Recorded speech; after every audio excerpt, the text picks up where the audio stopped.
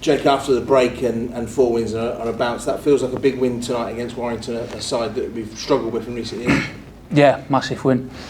Obviously, we lost to them the first time we played them, so we knew what they were going to give to this game. And look, they played a tough game last week, but we're fresh. We've had a good couple of weeks training, and I think we absolutely nailed that performance. If I'm honest, everyone to a man for Cal's 400, and yeah, great performance from the lads.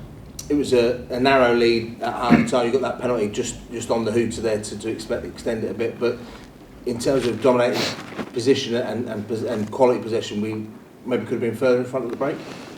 Yeah, looking at it, we probably could, but I think our games have been like that all year.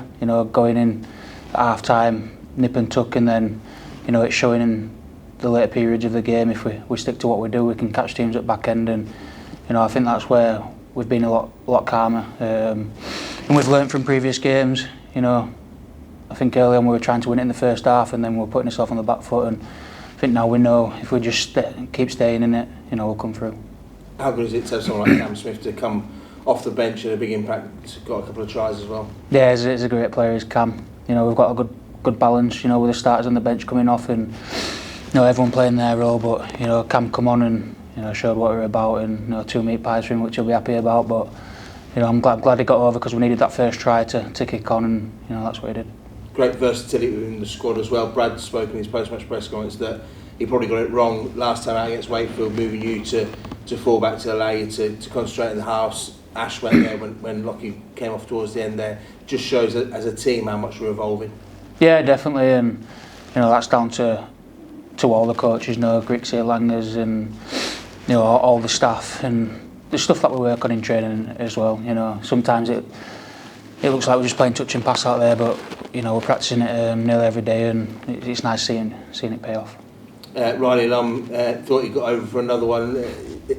He's a young lad who's learning the game, but he then, I think it was a couple of minutes later, put a big hit on Roderick Ty to show that we always talk about his resilience. He doesn't let anything bother him. He got straight back on the horse. Yeah, and I said to him, it's a great response.